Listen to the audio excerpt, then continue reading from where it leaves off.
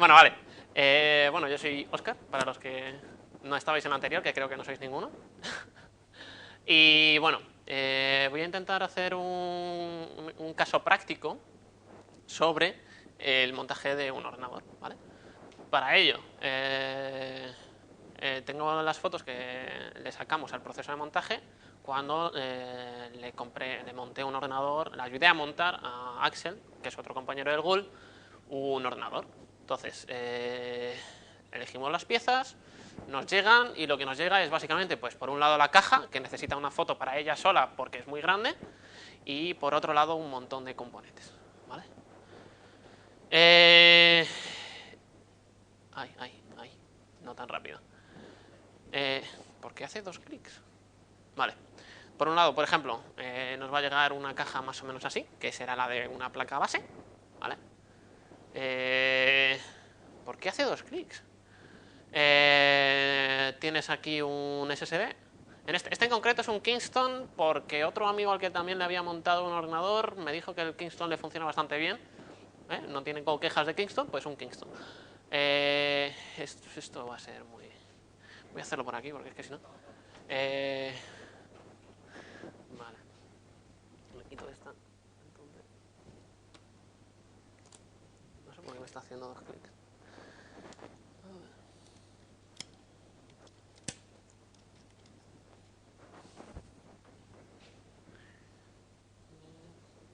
Continue.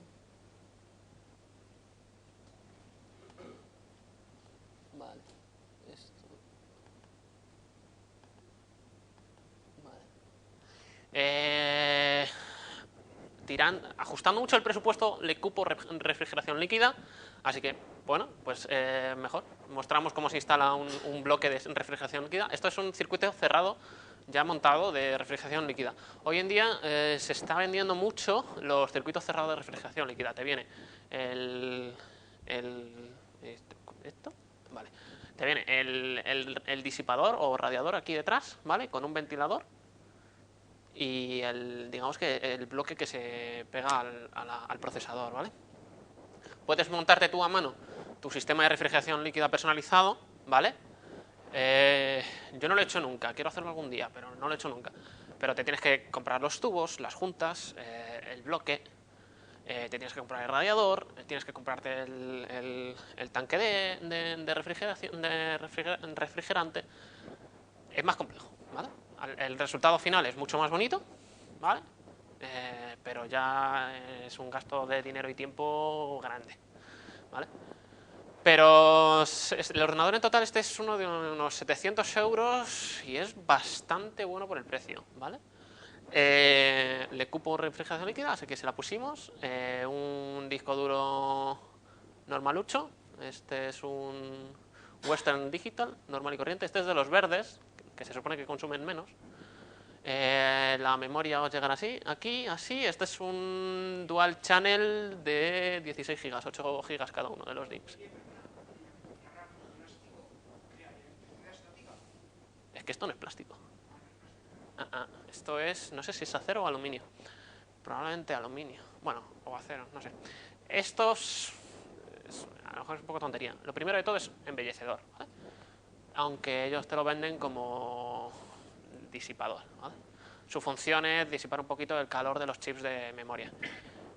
No sé si habéis visto alguna vez un DIMM de memoria sin este coso bonito, pero básicamente es una cosa así, verde, con un montón de celdillas negras, ¿vale? Que es la memoria en sí. Pues la idea de esto es que el calor se disipe un poquito. A cambio, ¿qué es lo que tenemos? Un perfil muchísimo más alto, ¿vale? La memoria como tal llegará como hasta aquí, ¿vale? Estás comiéndote unos 15 milímetros, una cosa así, por la cara. El procesador os llegará en una cosa tal que así, ¿vale? Esta es una gráfica, es una Radeon AMD Sapphire. Igual que para Nvidia he dicho que me gusta mucho EVGA, porque es el fabricante, digamos, por excelencia de Nvidia. El fabricante por excelencia de AMD es Sapphire, ¿vale? Es el fabricante de referencia, más que por excelencia. Una fuente de alimentación 700 vatios, el procesador y la gráfica estas chupan lo que no está escrito. ¿Vale? Y el proceso de montaje empezará con... Yo saco mi placa base de su caja y me encuentro con todo este batiburillo de cosas.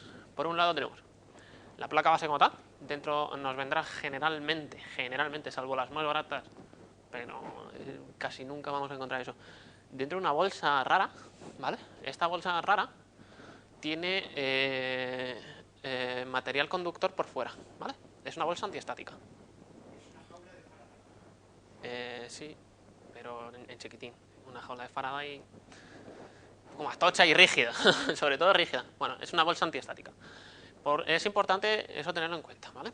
Ahora veréis por qué. Este es el shield, el escudo del panel, ¿vale? El IO Panel Shield. Estos son cables SATA. Este es el manual, sin duda lo más importante junto con esto, ¿vale? El disco de drivers de la placa base. Esto lo podéis tirar, ¿vale?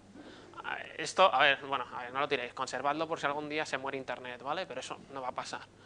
Creo que esta es la guía de instalación rápida. No, este es el manual de la caja. Este y este son los manuales más importantes. El resto de cosas se pueden hacer casi por intuición, pero lo que vengan estos dos manuales va a ser nuestro Dios en las próximas horas, ¿vale? Vamos a encontrar además la gráfica. Esta en concreto te viene con cables, ¿vale? Estos son los cables de alimentación de PCI Express. Este es un puente Crossfire, ¿vale? Si queremos hacer SLI o Crossfire, generalmente tenemos que puentear físicamente entre las dos placas, entre las dos gráficas, y el manual. No tiene nada que ver. Eso quiere decir que yo tengo dos gráficas que yo coloco físicamente en mi placa base, ¿vale? Dos tarjetas gráficas y tendrán esta es la parte, este es el conector PCI Express. Bueno, pues en este lado, ¿vale? En el lado de fuera tienen un par de conectores, generalmente al lado opuesto del que están los pines de alimentación ¿vale? Y yo ahí puedo conectar uno de los extremos de este cablecito, ¿vale? Y en la gráfica que tengamos debajo, el otro extremo. Entonces estaremos puenteando físicamente las dos gráficas. Y eso es básicamente hacer un puente SLI o un puente Crossfire, ¿vale? Para tener dos gráficas en configuración SLI o en configuración Crossfire. Se suma el número de procesadores gráficos, pero no se suma la memoria. Veo que te has quedado con ello. Esto os preguntaréis qué es. Es una pegatina, ¿vale? Por si queréis ponérsela a vuestra placa. ¿Veis? Cuando compráis portátiles, sobre todo, no sé si veis que están llenos de pegatinas de Intel Inside, Nvidia, no sé qué. Bueno, pues cuando compras los componentes por separado, esas pegatinas te las dan, ¿vale? Entonces, si quieres presumir de que tu ordenador es una máquina con Nvidia, pues le pones la pegatina. Mi opinión es que quedan feos, pero oye, si os gusta. La fuente de alimentación, esta en concreto, vemos que es una fuente de alimentación que no es modular. Y ahora explico cuáles son las diferencias. Y este es el cablecito que básicamente nos permitirá conectarnos a la corriente. Vale. ¿Cuáles son las diferencias físicas entre una fuente modular y una no modular? ¿Vale? Vamos a ver. Esta es una fuente semi-modular, ¿vale? Tenemos una serie de cables que van a estar conectados siempre a nuestra fuente de alimentación y una serie de conectores.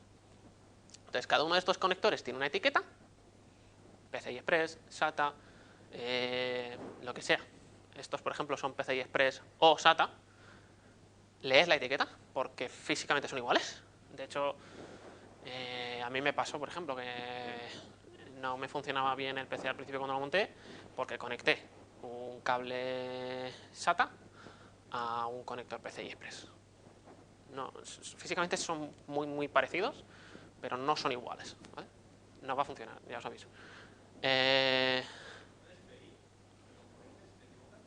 este caso, yo escribí a los de PC Componentes diciéndoles, oye, que me habéis dado un disco duro que está mal. Además, yo lo compré reacondicionado, ¿vale?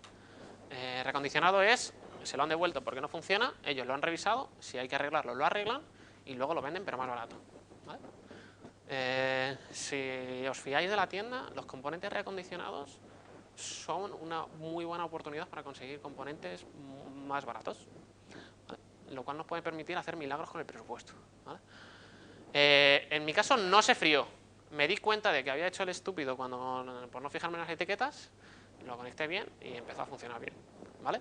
De nuevo volvemos a mi gran carencia, que es la electrónica. No... El componente recondicionado, al ser de segunda mano, no tendría garantía de 2 años. No es de segunda mano. Es reacondicionado. No te lo está vendiendo una persona que lo ha comprado antes. Te lo está vendiendo el distribuidor, ¿vale? Es una diferencia muy notable. La garantía la tienes al 100%.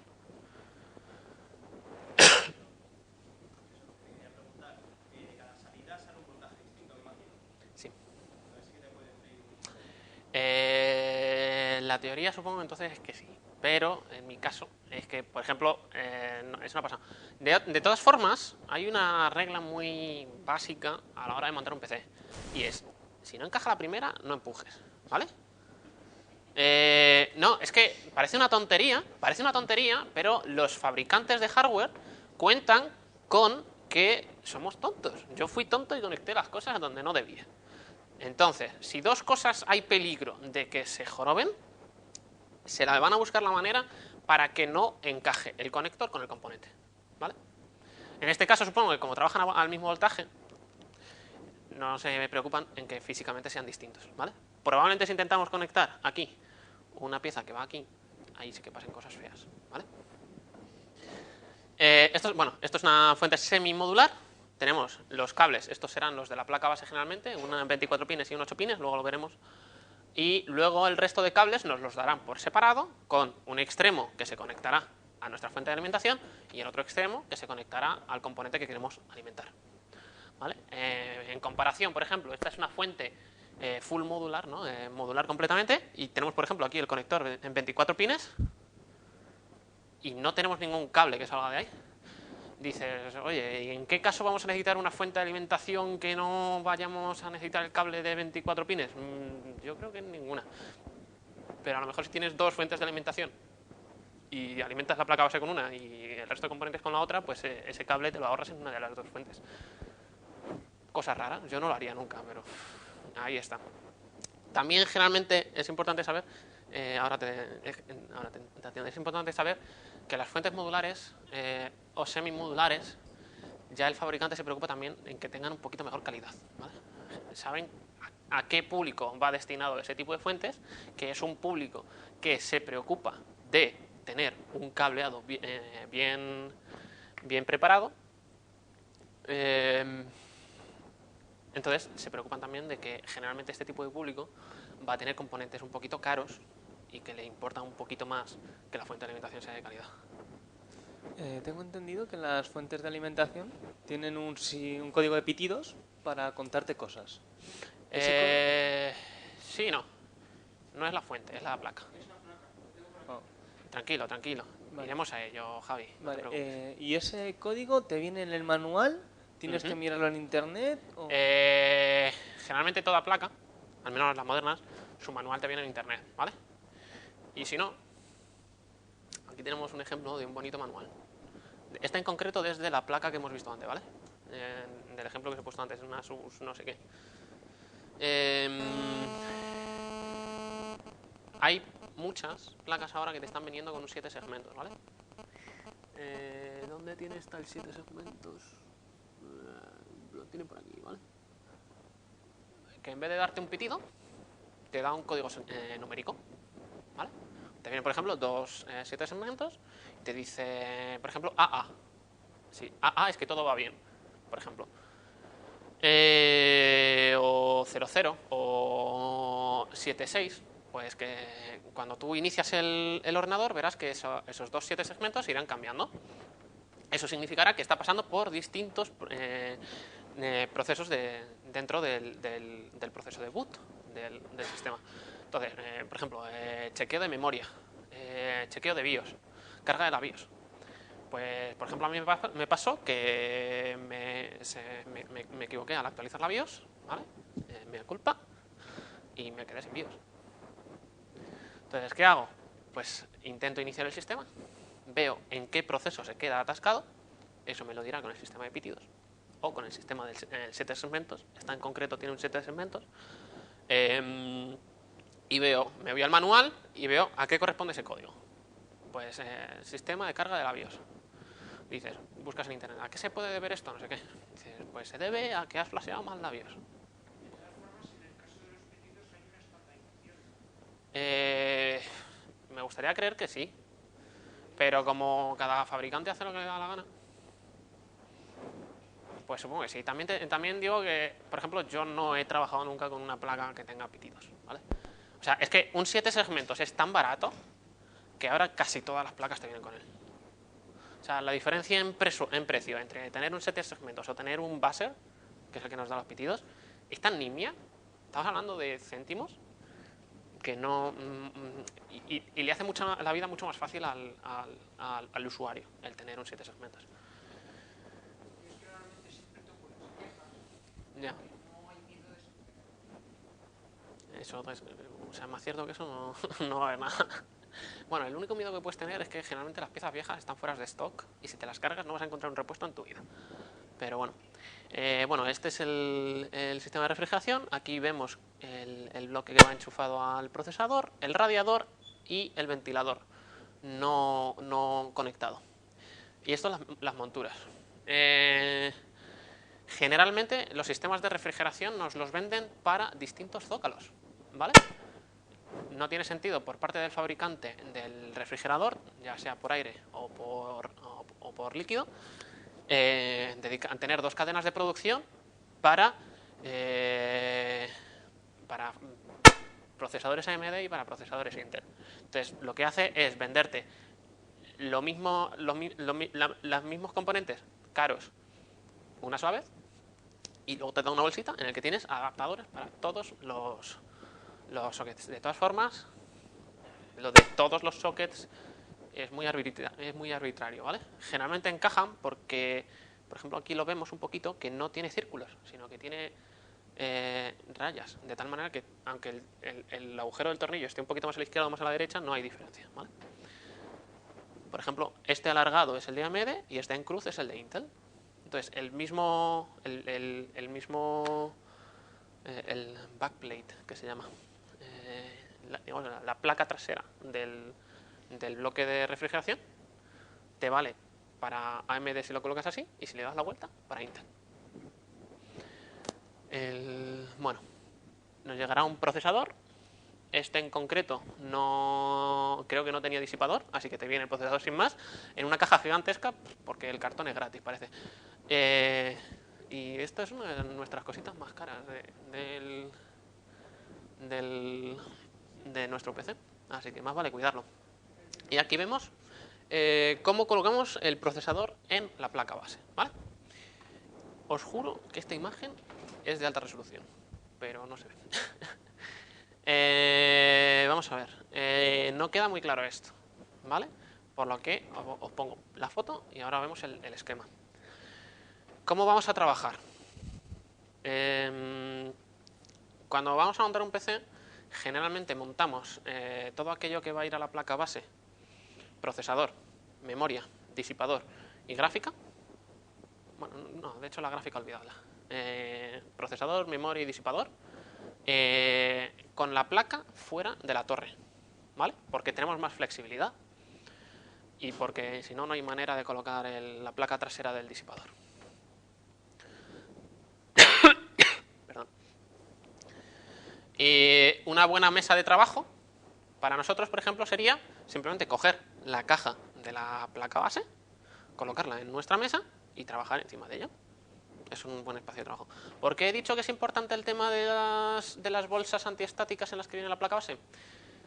Porque si colocamos la bolsa antiestática debajo de la placa base, nos la podemos cargar. Porque la bolsa antiestática está aislada por dentro, pero tiene material conductor por fuera.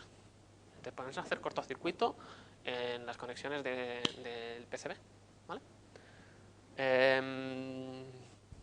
Entonces, no pongáis la bolsa antiestática debajo, por favor. Eso para empezar a trabajar. ¿Nosotros qué podemos hacer? Yo recomiendo hacerse con uno de estos. Exacto. Hacerse con uno de estos que cuesta lo mismo que uno de los achuches. Bueno, un poquito más.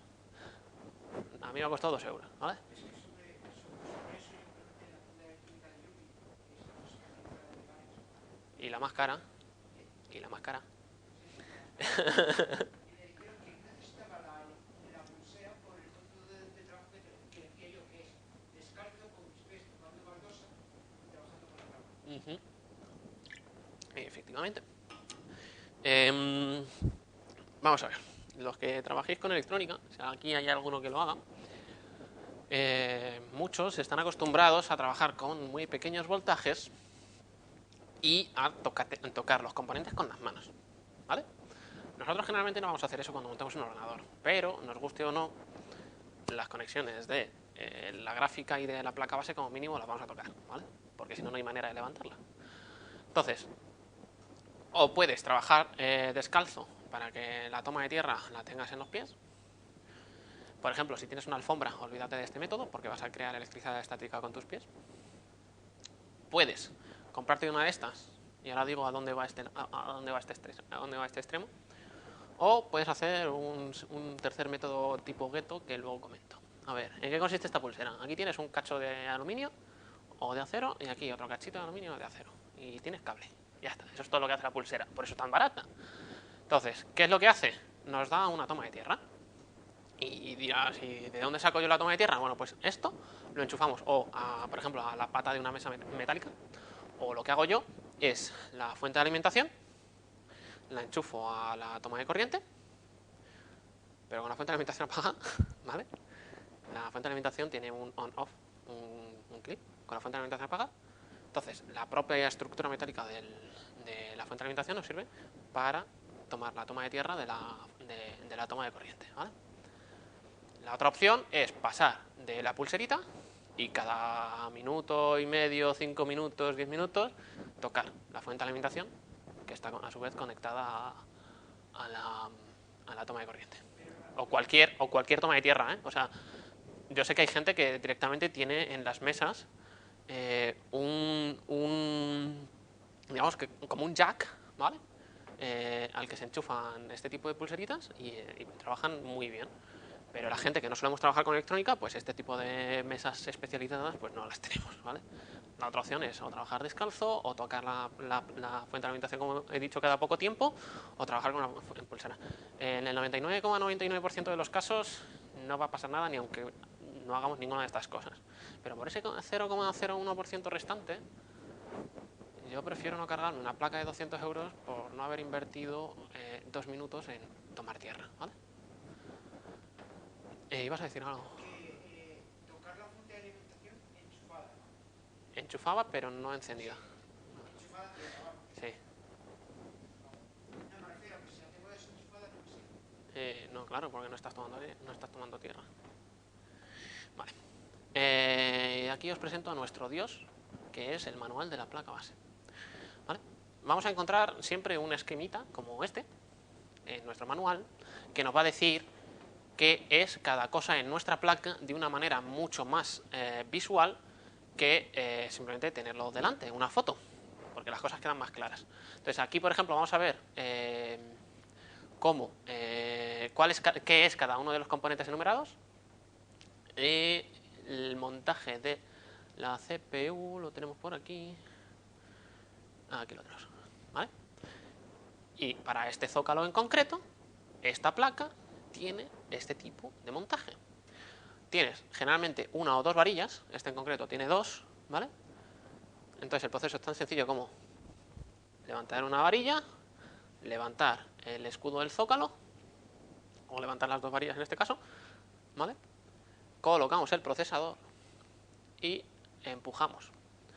Dejamos que el escudo del procesador se caiga y es con las varillas, al volver a colocarlas en su sitio, que vamos a hacer presión.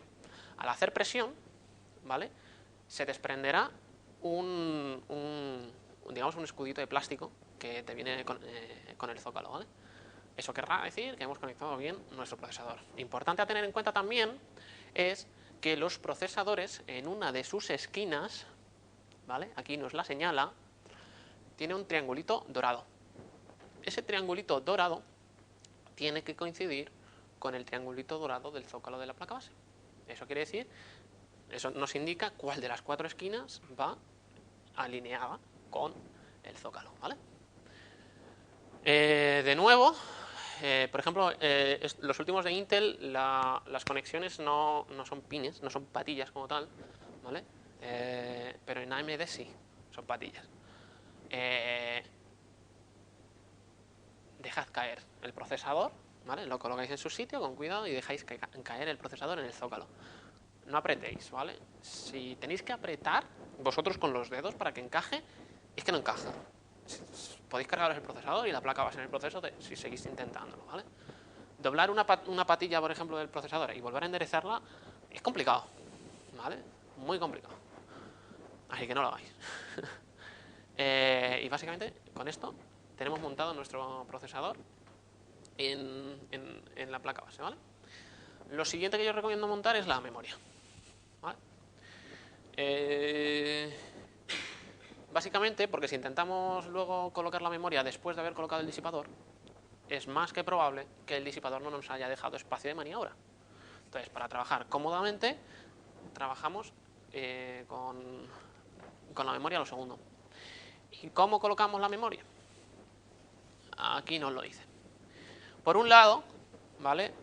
Aquí nos está diciendo el propio manual de la placa base cuál ha de ser la disposición óptima de los DIMMs de memoria que tengamos en función del número de DIMMs que tengamos.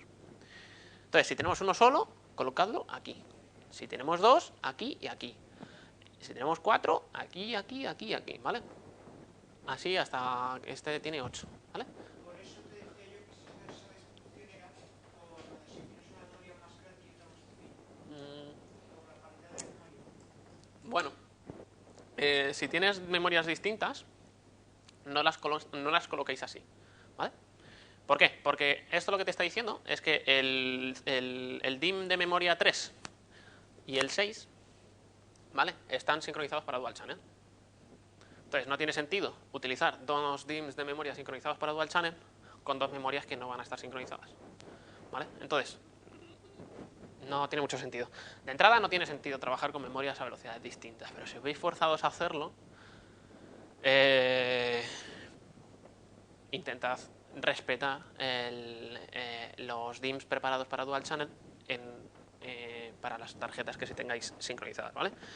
Hay muchas ocasiones en las que mi opinión es que no merece la pena utilizar una memoria vieja que tengamos en casa, ¿vale? Con un reloj mucho más pequeño que el reloj de las memorias que compremos, solamente para tener 1 o 2 gigas más de memoria, ¿vale? Si la diferencia es trabajar con 2 o 4 gigas de memoria, entonces a lo mejor sí que renta despreciar la posible mejora en la velocidad del reloj de la memoria a cambio de tener un par de gigas más de memoria. Pero hoy en día, con 4 gigas de memoria, vamos bastante justos, pero bien, para casi cualquier uso que hagamos. Con 8 vamos más que sobrados para aquí y los próximos 2 años mínimo. Y con 16 ya ni te cuento. Sobre todo si vamos a trabajar con virtualización y cosas de estas, y vamos a tener 18 máquinas virtuales constantemente abiertas, entonces sí que merece la pena invertir en tener más capacidad de memoria, ¿vale? Si no, no merece tampoco mucho la pena. ¿Cómo colocamos la memoria? ¿Vale? Vamos a ver. Tú tienes por un lado aquí el DIMM, ¿vale? Y aquí nuestra memoria. Nosotros simplemente esta pestañita la abrimos, colocamos la memoria, en este caso sí que tenemos que apretar, ¿vale? Y apretamos hasta que la pestañita se coloque sola en su sitio. Hará clac, ¿vale?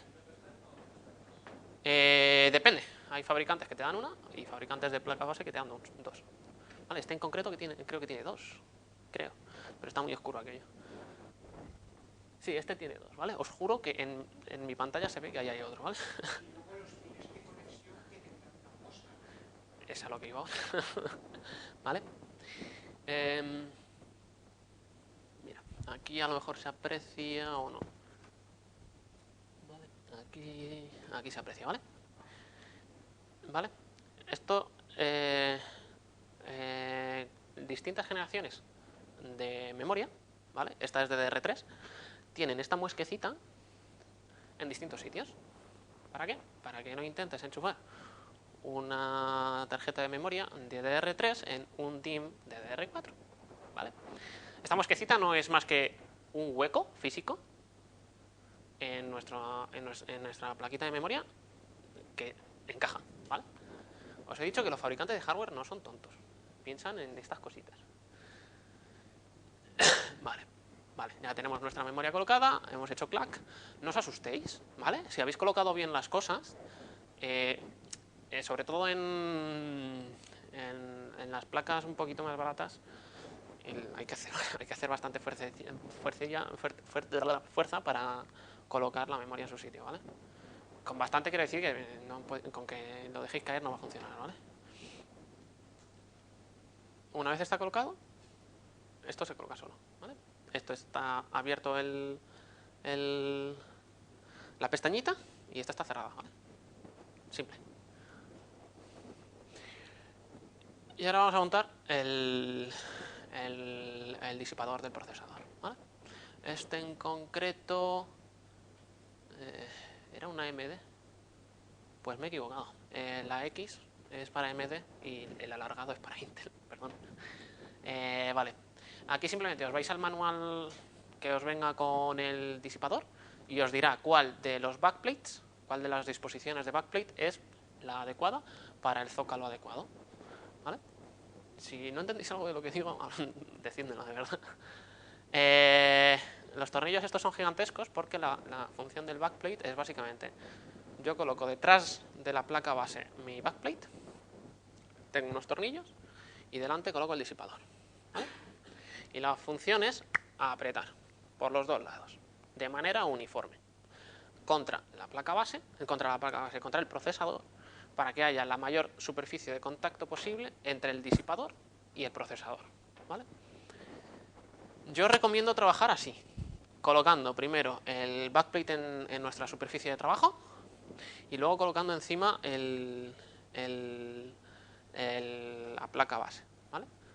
Lo digo porque sobre todo si no te ayuda a nadie, es físicamente imposible tener manos suficientes para mover la placa base y el backplate sin que se te caiga alguno de los tornillos en el proceso, ¿vale?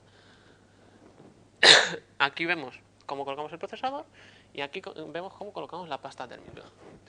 Hay gente que te dirá que tienes que coger la pasta térmica y distribuirla tú de manera uniforme a lo largo de toda la superficie del procesador. Yo, mi manera de trabajar, pero esta es mi manera y mi opinión, es que se distribuya en una raya, ¿vale? Más o menos en medio del procesador, y que ya la propia presión que hagamos con el disipador sea la que expanda la pasta térmica por toda la superficie del procesador. En el 99% de los casos el propio procesador te viene con un sobrecito de pasta térmica, ¿vale? Aparte, vosotros si queréis podéis comprar pasta térmica. Esta en concreto es comprada, ¿vale? Porque nunca está de más tener una jeringuilla con pasta térmica y cambiarla una vez al año, cada 2 años o una cosa así, ¿vale? La pasta térmica cada X tiempo, sobre todo si es barata, se solidifica y pierde poder de disipación, ¿vale?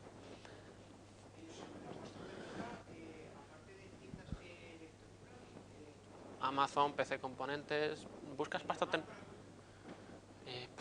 Es muy genérico, nunca lo he intentado, pero es posible. La pasta térmica, entonces, una vez abierta, el tubo, que siempre te queda un poco, ¿cuánto puede durar? Tienen tapa. Hombre, la teoría dice que ad infinitum, pero no lo sé. A mí la mía nunca se me ha solidificado. El problema de la pasta térmica es que se solidifique, ¿vale? Es un material pastoso, es como arcilla. Te pasa lo mismo que a los Superglue 3, que al principio si no te lo tienes tapado no... A ver, si es buena, esto se la vas a querer cambiar a los 2 años, ¿vale? y te va a hacer como las pizzas, vas a tener un montón de moco entre el procesador y el disipador, ¿vale? Eso quiere decir que la pasta térmica se ha conservado en manera semilíquida, semisólida, ¿vale? Eso es bueno. Eso quiere decir que no se ha solidificado, pero he encontrado por internet en algunas ocasiones, por ejemplo, gente que se dedicaron a hacer pruebas con distintos materiales para ver cuál era su poder de disipación. Una de las cosas que probaron, por ejemplo, era pasta de dientes, a ver si funcionaba o no. Funciona. Pero funciona mejor el chocolate, ¿vale? Pero fuera de coña, a ver, la diferencia que vais a tener entre utilizar la pasta térmica que te viene con el procesador, que es normalucha, especialmente Intel tenía mucha fama antes de distribuir con sus procesadores pasta térmica que era mierda, pero ahora le están distribuyendo pasta térmica medianamente decente. La diferencia no va a estar en más de 4 grados entre la mejor y la peor, ¿vale? Pero son 4 grados. Y entonces, Oscar, que la pasta térmica, cuando, por ejemplo, vamos a hacerle la limpieza anual al ordenador, y has dicho que la cambiemos, ¿cómo limpiamos la que ya está? ¿Cómo cierto, lo hacemos? muy buen apunte, muchas gracias. ¿Cómo limpiamos la que ya está? Generalmente en el disipador tendremos una superficie de cobre, ¿vale? Y en el procesador la tendremos de aluminio o acero, ¿vale? Cogemos un papel higiénico del baño, ¿vale? Bien dobladito, una gotita de alcohol, y con eso limpiamos. Con cuidado de no manchar el resto de componentes, evidentemente. Con eso limpiamos la pasta térmica, ¿vale? Hasta que quede brillante la superficie y entonces podemos volver a colocar nuestra pasta térmica. Es posible también que si nos hemos pasado con la pasta térmica desborde un poquito, ¿vale? Pero tampoco se supone que pasa nada, ¿vale? Y toda la pasta térmica yo recuerdo como los 125 no llegó a más. Es que realmente tampoco la necesitas. Pero si llevaba encima un disipador. Es que realmente tampoco la necesitas.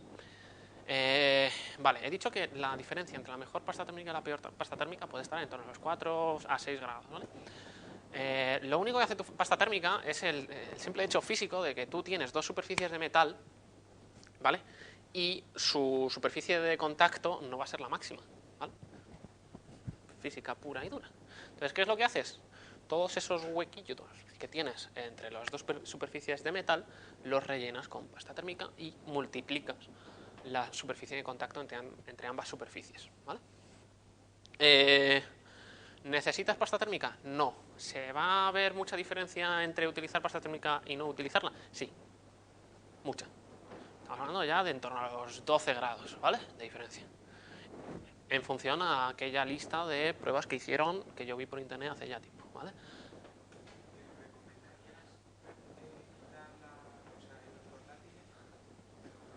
Es que abrir un portátil ya de por sí puede ser un auténtico ejercicio de equilibrio y magia negra, ¿vale? El mío en concreto está fabricado para que no puedas abrirlo sin cargártelo. Bueno, el que tenía antes, ¿vale? Sí, lo intenté. Llegué a un punto en el que dije, anda, es que esto no tiene tornillo, está colocado con plástico para que no puedas.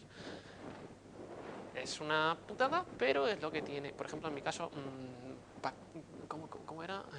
Packard Bell. Yo no compraría nunca un Packard Bell. No lo compréis, no compréis Packard Bell, es una auténtica lotería. A veces te salen muy buenos, muy baratos. Mi experiencia es que es mierda pura, pero muy barata. Vale. Sobre eso hay tiendas que venden. Vamos a ver. ¿Aquí estamos para que nos monten el ordenador o para montarlo nosotros? A ver, vamos a ver. Luego, si queréis, os hago un repasito sobre cómo mantener un ordenador, ¿vale? Pero no es nada del otro mundo. Y te ahorras 30 pavos. A cambio de una tarde aburrida en tu casa que no tienes nada que hacer. Ah, bueno, un portátil. En ese caso, entonces, quizás sí. Yo hablaría, entonces, incluso con el fabricante. Porque a veces tienen juntas que solamente ellos tienen las herramientas para separarlas. Un ejemplo muy clásico lo tenías en esto ya me estoy tirando historia, ¿eh? En las consolas de Nintendo, el famoso destornillador de Nintendo.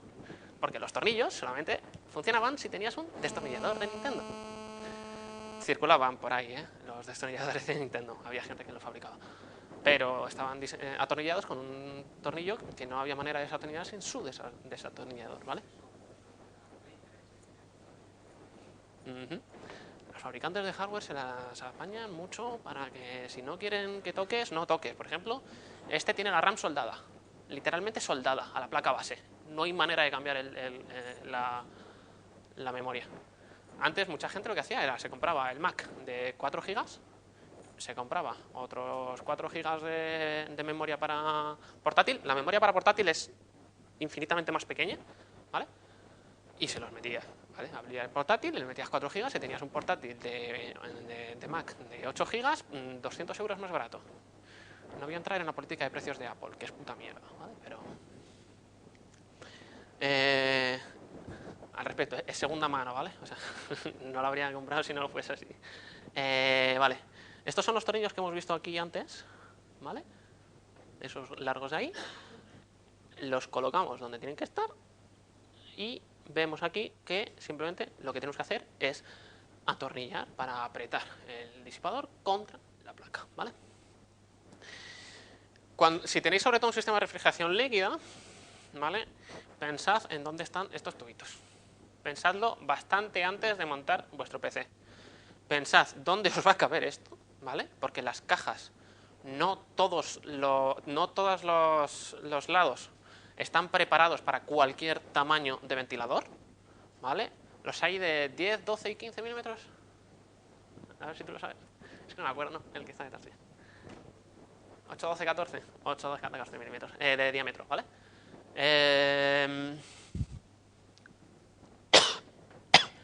Entonces, hay cajas que, por ejemplo, el frontal y la parte trasera están preparados para 12 milímetros y luego tienen una parte de arriba en la que te caben un par de ventiladores, pero solamente de 8 milímetros. Pues este, por ejemplo, no cabe en la parte de arriba, ¿vale? Luego os hablo de la colocación de ventiladores, que también tiene su aquel. Luego, apretar los tornillos, ¿vale? Para todo este tipo de distribuciones con 4 tornillos, yo os recomiendo apretar en X. Empezamos en este, seguimos en este, se queda un poquito flojo, y entonces apretamos en este, luego en este, y ya se queda bien colocado. Y entonces empezamos a apretar en este, en este, en este y en este. Y otra vez, en este, en este, en este y en este, hasta que se quede bien juntico, ¿vale? Y con eso ya tenemos el disipador montado contra la placa base. Lo siguiente que yo recomiendo montar, porque luego si no va a ser un lío, la fuente de alimentación. Y dices, pero si va a lo último, no. ¿Por qué? Porque nuestra querida placa base es una gran amiga, ¿vale? Y tiene aquí una cosa muy graciosa, que es los pines que dan alimentación al procesador.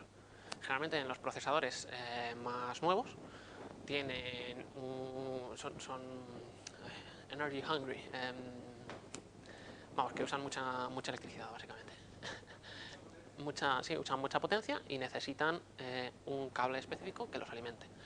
Las placas más antiguas generalmente tendrán solamente este conector, ¿vale? Que es el de 24 pines, ¿vale?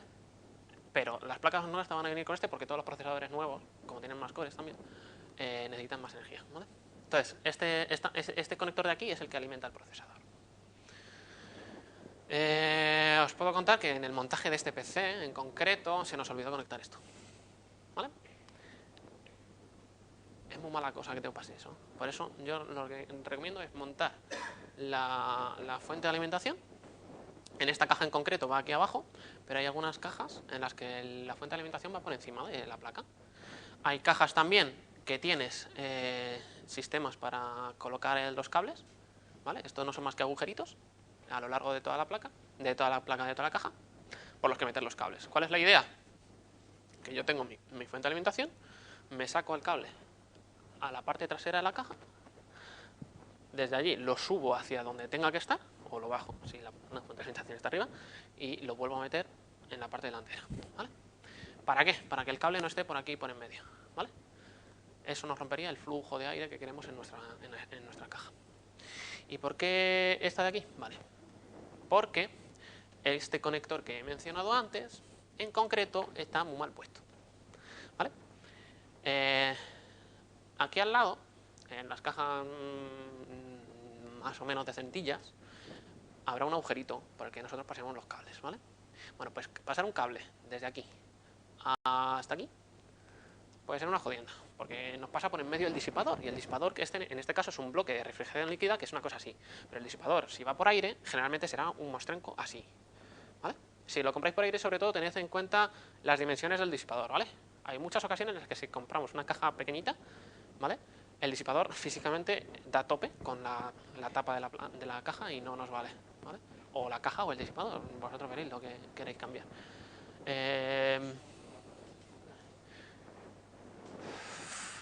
Queda muy feo.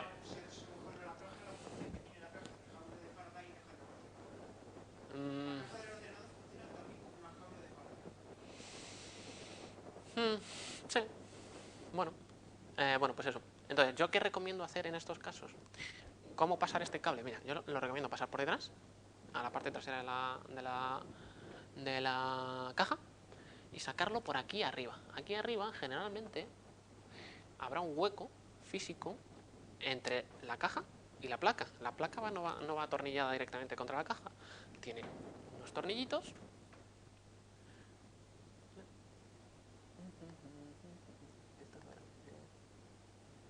Tiene unos tornillitos, estos de aquí, que lo separan de la caja, ¿vale? En muchas ocasiones, nosotros cuando nuestra caja nos vendrá con una bolsa que nos viene con esto.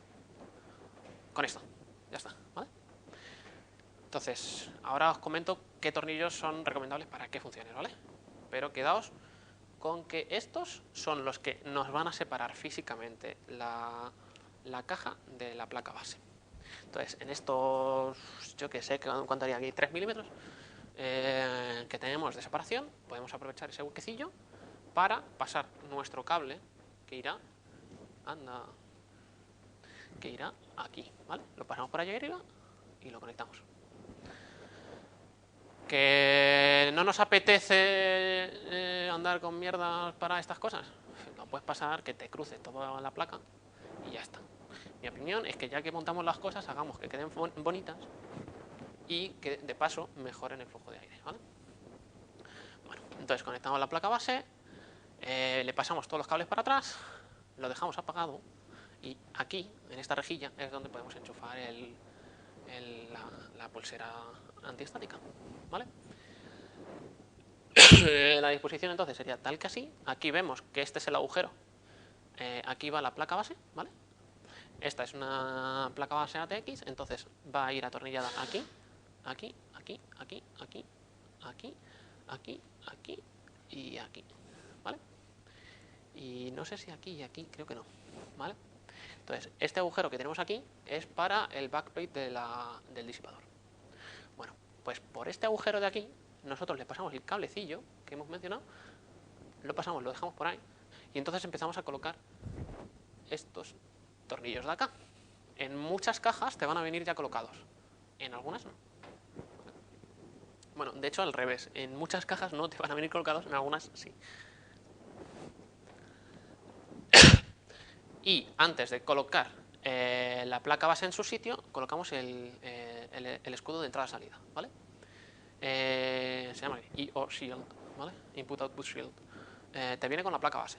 Es un cacho plástico que básicamente se corresponde con los puertos de entrada y de salida de nuestra placa base.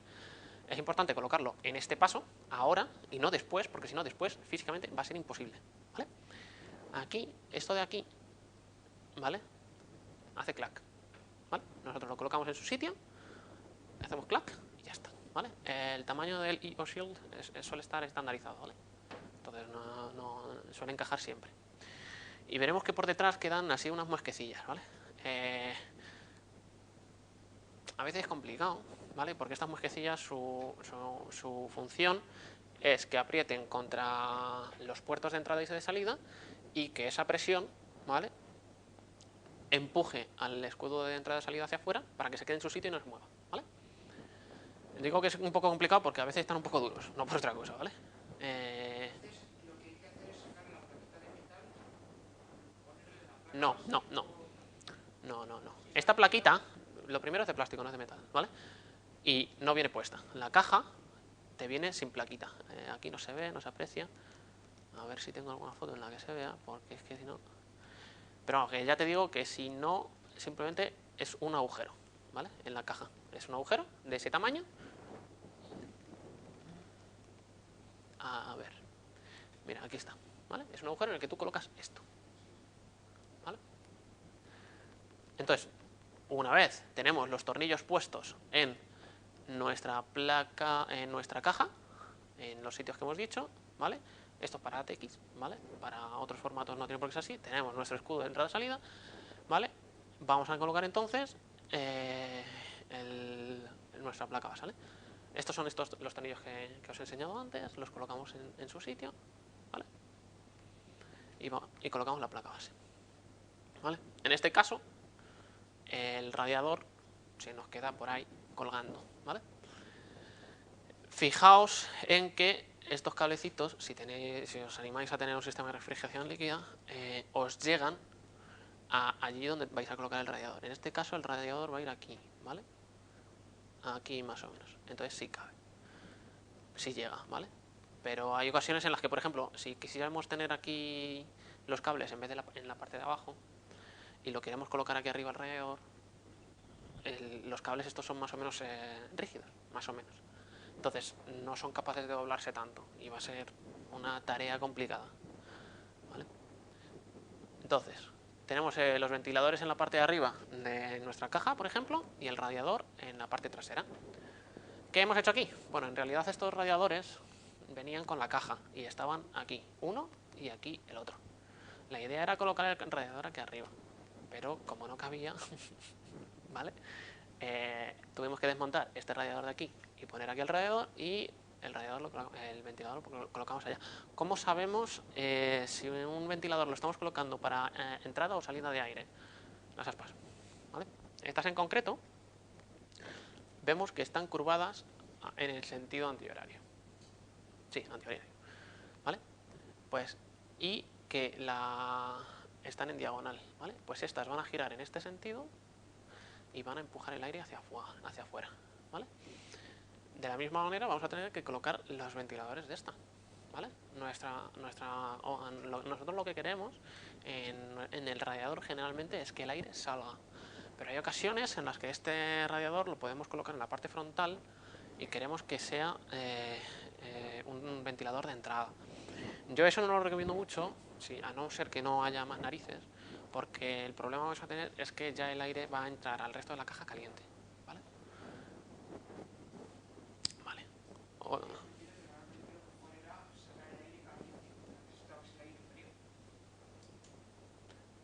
Sí, tu objetivo es meter aire frío y sacar aire caliente de la caja. Si este radiador, ¿vale?, que saca aire, en vez de tenerlo aquí atrás, lo ponemos en la parte delantera de la caja, empujando el aire hacia adentro, ¿vale?, todo el aire caliente que nos ha llegado de la disipación del radiador, vamos a distribuirla por el resto de la caja. Y eso es lo que no queremos, ¿vale? Entonces, aquí tenemos el cablecito que hemos mencionado antes, que hemos pasado de mala manera por detrás. Lo enchufamos ahí y aquí nos metemos el cable de la fuente de alimentación al 24 pines, ¿vale? Está un poco duro el 24 pines, ¿vale? No os asustéis mucho, pero es el único que es así de grande, así que no hay más narices de que entre. Y pasamos a colocar discos duros, ¿vale? Este en concreto creo que es el SSD y tiene una interfaz SATA normal y corriente, ¿vale? Muchas cajas, ¿vale?, te van a venir en esta parte de aquí o justo debajo con cajoncitos físicos en los que meter los discos duros, ¿vale? Entonces, te suelen venir con un cachivache de plástico, ¿vale?, para que tú lo saques de su cajoncito, pongas el disco duro y vuelvas a meter el cajoncito. Eso está pensado para que puedas cambiar de disco duro muy fácilmente. ¿Que no nos viene con esto? En algún lugar de la caja habrá algún agujero para tornillo para colocar nuestros discos duros, ¿vale? Las dimensiones son muy concretas, 3 pulgadas y media, ¿vale? Sí. o metal y plástico, o una mezcla, depende. Por ejemplo, esta estructura es de metal, ¿vale? Porque esto es una caja guay, y este cajón de aquí se puede sacar, ¿vale? Por si no lo quieres, para hacer más espacio dentro de la caja. Hay algunos que te vienen no con... sobre todo cajas para servidores no te vienen solamente con una estructura metálica de esta, sino con 2 o incluso 3. Y puedes quedarte con una, con 2 o con 3 dentro de la caja, dependiendo del número de discos que vayas a tener dentro, ¿vale? Y el resto puedes sacarlos y no molestan para el flujo de aire. Este conector es para alimentar el disco duro, ¿vale? Y luego tendremos un conector SATA, ¿vale? Una vez tenemos nuestra placa montada y bien fijada con tornillos. ¿Qué tornillo?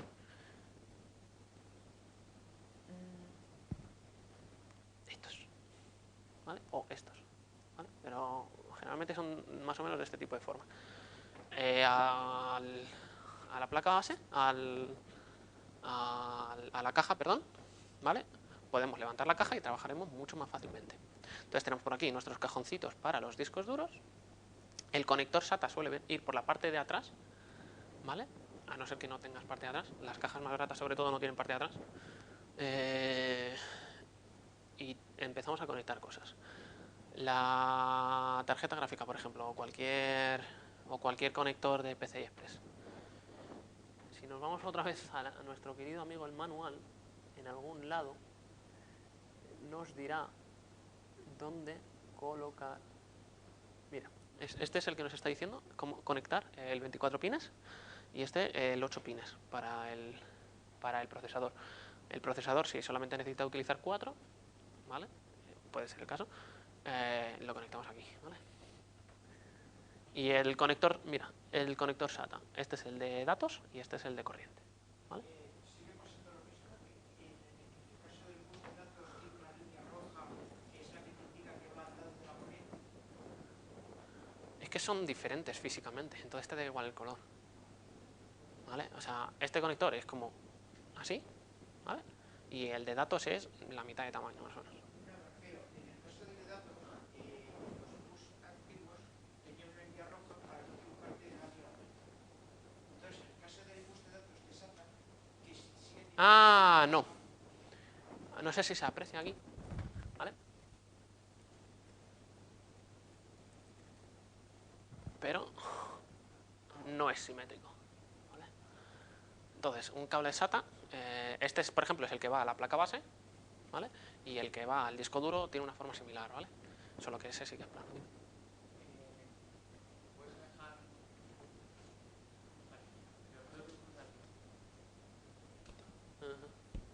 ¿Qué diferencia hay entre...? Bueno, no, Ah, son sí. el segundo y el tercero, sino el primero y el segundo, eso. Esto. Un Vale. cable es de datos, el otro es de corriente y el Sí. tercero. Muy buena pregunta también. Para hacer RAID. No. Es muy simple, es mucho más simple que eso. Esta es la diferencia, ¿vale? La diferencia es que uno es un cable de datos SATA y el otro es un Molex, ¿vale? Hay discos duros, sobre todo los más antiguos, que se alimentan con un cable Molex, ¿vale? Y otros que se alimentan con SATA, ¿vale? La única diferencia es que si tienes un disco un poquito más viejuno, necesitas un conector Molex, y si no, necesitas un conector SATA. Esta página, guardadla porque es una maravilla, ¿vale? Tienes una foto física de todos los tipos de conectores que hay, ¿vale? De cables para fuente de Entonces, alimentación. los discos duros tradicionales vienen con, obviamente, el de corriente y ambos conectores, el de SATA y el antiguo ese. El de 1000 años. Sobre todo los SSD, por el hecho de que el Molex es tochísimo, no tienes conector Molex, ¿vale? Y otra pregunta, cuando estás instalando los discos, creo que da igual, pero bueno, ¿es mejor poner el lado donde están los conectores hacia adentro o hacia afuera? Hay Da veces igual. en las que el cajoncito donde van los discos solamente te permite una configuración, ¿vale? Por cuestión de dónde están los agujeros para los tornillos. Si puedes elegir, cosa rara, ¿vale? Yo recomiendo que pongas los discos de tal manera que los puedas sacar lo más fácilmente posible, ¿vale? O que si te preocupa el tema del cableado, directamente que los pongas para que el conector, tanto de corrientes como el de datos, esté en la parte trasera, ¿vale? Hay cajas en las que tienes un habitáculo para colocar las cosas, una separación física, ¿vale? Que también hace las veces de estructura para mantener la caja en su sitio, y luego tendrás como 5 milímetros, ¿vale? Sí. Entre la cobertura de la caja y esa estructura metálica. En esos 5 milímetros están pensados para manejo de cables, para que pongas ahí todos los cables sin que molesten. Yo también veo Linus Tech Tips y... Pues en esa parte de ahí yo es donde recomiendo poner este tipo de conector, ¿vale? Porque molesta menos. Pero de nuevo volvemos al tema de opiniones, ¿vale? Esto es mi opinión personal. Puedes hacer al fin y al cabo lo que te dé la gana luego. Vale. Hay una cosa de los discos duros que siempre me he preguntado. Yo lo estudié, me dijeron que en el caso de los discos duros, que es un periférico, en teoría debería recibir 3 cables, que es corriente, bus de datos y bus de control. Pero en la realidad solo veo el bus de datos. A lo mejor es que el de control te vale para las dos cosas, ¿vale? La diferencia entre ATA y SATA es la S, de serial. Los conectores seriales te permiten una transmisión de datos muchísimo más grande, ¿vale? Por norma general. Aquí estoy buscando GPU. Vale. Capítulo 5, página... Ay, no me dices la página. Vamos a intentar ir a la sección esta, ¿vale? A la 5.3. Vamos a ver.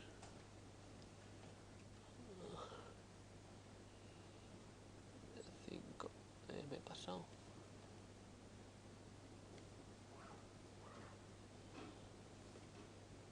Vale, vamos a ver. Esto es una sección un poquito para todo el tema de colocación de las gráficas en SLI o en Crossfire, ¿vale? En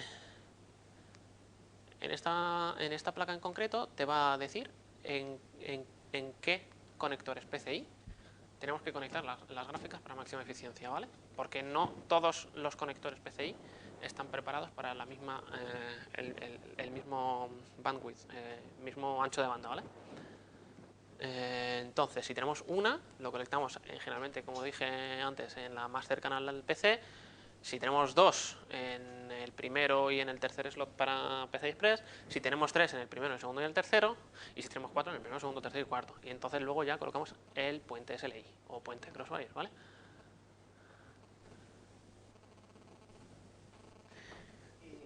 Una cosa sobre los tornillos. En los tornillos, aparte del tamaño, también cambia el material del tornillo según lo que vaya. Sí, no, ¿vale? Generalmente no, son de acero. Pero hay un tipo que no es tornillo, un tipo de junta especial, ¿vale? Que son, digamos, los tornillos que absorben las vibraciones, que se pueden utilizar o en discos físicos o en ventiladores. Entonces, no son un tornillo como tal, ¿vale? Son digamos, como un pitorrito de plástico. Son como un pitorrito de plástico flexible, que su objetivo es absorber las vibraciones o del ventilador o del disco duro, ¿vale? En el caso de los tornillos, yo lo que hago es los pongo divididos y los pongo independientes sin trabajar. Es una opción, ¿eh? Fuera de coña, es una opción, pero... vale. Tenemos la tarjeta gráfica y la conectamos a la fuente de alimentación. Esta en concreto, ¿vale? Creo que usaba este conector, si no me equivoco, ¿vale? Aquí tenemos los distintos conectores de SATA, ¿vale? Cuando tenemos un conector 4x4, ¿vale? Lo único que nos está diciendo es que tenemos un conector de 8 pines dividido, ¿vale? Entonces, si tenemos un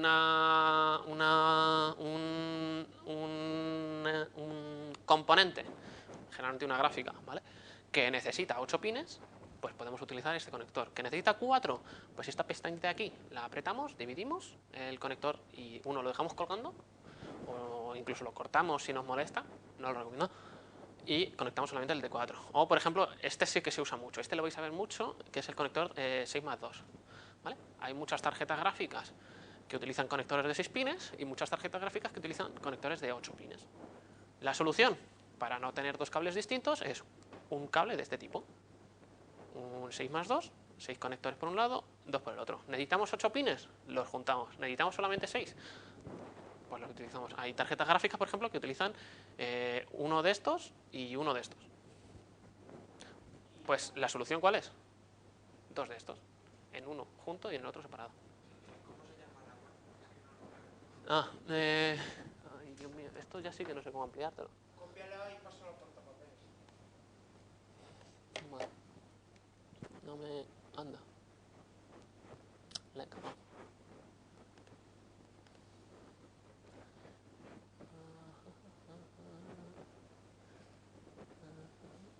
¿Me vas a hacer esto solo para eso?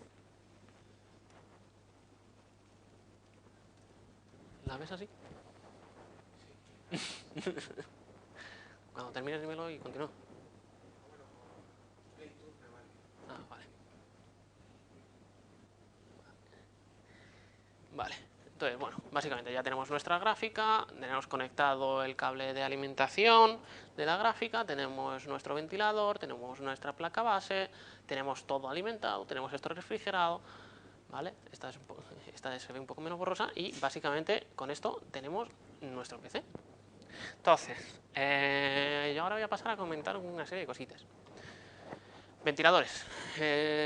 ¿Dónde conectamos los ventiladores? Los ventiladores tienen un conector, ¿vale? Que va con patillitas. Esas patillitas pueden ser 3 o 2, ¿vale? 2 para alimentar el ventilador y que gire, 1 tercero para datos, ¿vale? Control, digamos. Los ventiladores que queremos que estén en el disipador, ¿vale? En este caso sería este, ¿vale? Sí, suelen tener 3 patillas, ¿vale? Y alrededor de la placa, ¿vale? En algún lugar por aquí nos lo dirá, nos va a decir qué conectores tenemos para ventiladores, ¿vale? A ver, por aquí. ¿Vale? Vale, mira, CPU fan, ¿vale? De hecho tienen la etiqueta dentro de la placa base y me he equivocado, no son 2 y 3, son 3 y 4, ¿vale? El CPU girará siempre si está conectado con 3 pines y girará en función de la carga de la CPU si lo conectamos con 4 pines, ¿vale? Yo recomiendo que al menos los ventiladores del disipador siempre los utilicemos con 4 patillas, ¿vale? Esta placa base en concreto tiene un porrón, ¿vale? Mira, tiene un ventilador para chasis, tiene 2 ventiladores para CPU, por aquí abajo tiene más conectores para ventiladores, ¿vale? Hay algunas cajas que te vienen con un controlador TU manual, que giren poco, mucho o normal, ¿vale? Esos yo los recomiendo para los ventiladores del chasis, los que van por fuera. Y el ventilador de la CPU que sea el propio sistema operativo en función de la temperatura de la CPU y su carga, el que decida si el ventilador ha de girar más o menos, ¿vale? Y si no, pues conectamos 3 pines y va a estar girando a máxima potencia siempre. El problema de eso es el ruido, ¿vale? Si tienes varios ventiladores, sobre todo en tu CPU, y lo tienes todo el rato a máxima potencia, aquello parece que despega, ¿vale? Luego, colocación de los disipadores. Cuando nosotros tenemos un radiador y ventiladores que queremos que saquen el aire caliente de ese radiador, podemos colocar los ventiladores en 3 disposiciones posibles: pull y push-pull, ¿vale? ¿Qué significa eso? Radiador, ventilador que empuja el aire y lo saca afuera. Esto es push, ¿vale? Lo colocamos al revés. Hacemos que el ventilador saque el aire de la caja y tenemos aquí el radiador, ¿vale? Esto es pull. Push-pull, ¿qué será? Tener en vez de 1, 2 radiadores. Uno empujando y otro tirando del aire, ¿vale? El radiador te coge el líquido refrigerante, agua, y lo distribuye por una superficie muy grande, ¿vale? De tal manera que si nosotros el aire que circula por ese radiador, como en un radiador del coche, igual, lo empujamos, ¿vale? Se va enfriando, ¿vale? Entonces tienes los 2 cablecitos de refrigeración, uno de entrada y uno de salida, hace un recorrido muy grande, le da tiempo a enfriarse el agua y vuelve otra vez el agua fría al CPU, a la CPU, ¿vale? Es que no he terminado, espera un momento, déjame terminar con lo del push-pull, ¿vale? No hay apenas diferencia entre colocar los ventiladores ni en push, ni en pull, ni en push-pull, ¿vale? Entonces, ¿qué hacemos? Este tipo de ventiladores están ya optimizados para tener una eficiencia por la forma de las aspas, os lo creáis o no. Hay I+D detrás de la forma de las aspas, ¿vale? Y no hay diferencia entre colocarlo de ninguna de las tres maneras. ¿Cuál recomiendo yo? Pull. Ya está, o sea, no hay discusión posible. ¿Por qué? Porque si lo colocamos en push, se va a acumular mucho polvo entre el radiador y el ventilador. Muchísimo. Hay ocasiones en las que no queda más remedio, ¿vale? Que colocarlo en push. Sobre todo cuando los tornillos que tenemos para el ventilador no son lo suficientemente largos para conectarlos en disposición pull, ¿vale? Los tornillos para conectar un radiador de estos son un mostrenco así de tornillo, ¿vale? Porque tienen que atravesar un ventilador o incluso dos, el radiador, y llegar a la caja y agarrarse, ¿vale? Ibas a comentarme algo. Generalmente agua con anticongelante. Generalmente, ¿vale? Y aunque lleva líquido refrigerador, lo que es la función del ventilador sigue teniendo. A ver, es que no, el líquido refrigerante no refrigera por arte de magia. El líquido refrigerante no es más que una mezcla de líquidos, ¿vale? Generalmente de base acuosa, cuya función es darle un poquito más de conductividad térmica al agua y sobre todo evitar que se congele, ¿vale? Y algunos tienen un poquito de no sé cómo llamarlo, partículas que te mantienen el tubo limpio, ¿vale? Para que no se vaya acumulando mierda en el paso del circuito. Eso sobre todo en circuitos abiertos, los que tú te montas, es importante tenerlo en cuenta, ¿vale? En circuitos cerrados como la caja de refrigeración líquida esta no es muy importante porque no somos nosotros los encargados de tener el líquido refrigerante ahí dentro, sino que ya te viene de serie, ¿vale? Luego también vamos a encontrar que hay dos tipos de radiador, ¿vale? Uno más pequeñito, generalmente de 12 milímetros o 14, y muy ancho, y otro que está pensado para dos ventiladores y es más finito, ¿vale? Estos segundos suelen tener una capacidad de disipación muchísimo mayor y necesitan que el aire no pase tan fuertemente para disipar, pero también son más caros, ¿vale? Es mucho acero lo que hay ahí dentro. Eso te quería decir que aunque tengas un sistema de refrigeración por líquido, por narices vas a necesitar el ventilador para que también Lo que dije antes es que en última instancia nuestro sistema de disipación va a ser siempre el aire, ¿vale? ¿De qué nos sirve entonces tener un sistema de refrigeración líquida? Muy sencillo, nos sacamos la bolsa de aire caliente de que esté justo encima del procesador a que esté en la parte exterior de la caja, ¿vale? Nos llevamos el calor a otra parte, es lo único que hacen, ¿vale? Pero la disipación, por el hecho de que suelen ser radiadores un poquito mejores, más grandes, ¿vale? También es un poquito mayor, ¿vale? Pero no por el hecho de que sean líquidos, sino por el hecho de que el radiador es un poquito mejor. Bueno, pues eso, disposición pull.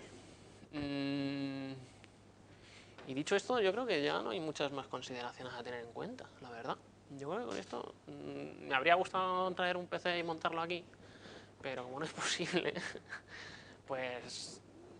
bueno, si queréis os puedo hacer un poquito de repaso en el tema de los tornillos. Vale. Pues si tienes experiencia, en una hora y media lo tienes y estoy tirando al alza. Vale, mi primer PC yo lo monté en 2 tardes, en plan un total de unas 6 horas. ¿Por qué? Porque el cablecito ese que he dicho, el 4 pines, ¿vale? No había tenido en cuenta que molesta mucho, pasando por en medio de todo. Entonces tuve que montarlo, desmontarlo, pasar el cable por detrás y volver a montarlo, ¿vale? sobre cables, yo hago lo siguiente. Primero organizo los push de datos y luego organizo los cables de corriente. Porque en los push de datos también quedan problemas. No veo el qué, pero vale. No sé si no te he entendido, la verdad. Vamos a ver, todos los periféricos necesitan el push de datos. es el bus normal que lleva los datos. ¿Qué ocurre? Que si no lo ordenas bien, no consigues conectarlo a la placa base. Ah, bueno, a ver. O la otra opción es tener un cable un poco más largo. ¿Vale? No es muy complicado. Ten en cuenta que aparte de eso tienes que tener en cuenta que no te vas a conectar, por ejemplo, el disco duro si lo quieres como principal o como esclavo. Sí, no. Sí, no. Lo puedes configurar en la BIOS. En las placas modernas. No sé decirte en las antiguas, ¿vale? No he trabajado nunca con placas de más de 4 años. Vale. Esto, por ejemplo, estos son los buses internos. Estos que conectaba de USB interno, ¿vale? Pues hay algunas placas que tienen conectores USB tipo B, tipo A, ¿vale? En la placa base, y con unos cablecitos te puedes sacar esto a un conector de PCI de la caja, y tienes 2 USBs más, ¿vale? Esta en concreto no lo necesita, ¿vale? Pero en algunas placas sí que necesita. Si necesitamos un par de USBs más, pues lo podemos tener, ¿vale?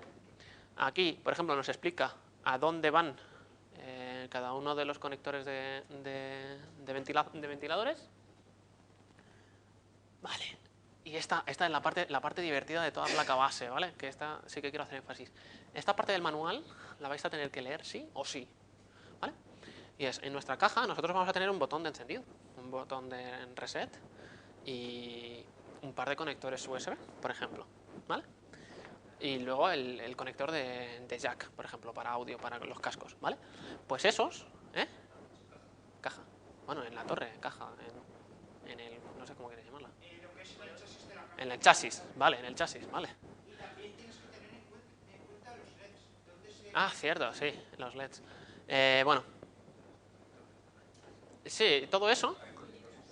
Sí, bueno, pues todo eso es, generalmente, aquí abajo tenéis un montón de conectores, más o menos con esta forma, y aquí tenemos que leer cuidadosamente qué pin conectamos dónde, ¿vale? Sobre todo en el tema de los LEDs, que conectar, por ejemplo, el lado positivo del LED al conector negativo, no está aquí el tema de los LEDs. El tema de los LEDs está un poco más adelante, ¿vale? Vamos a ver. ATX Power Connector.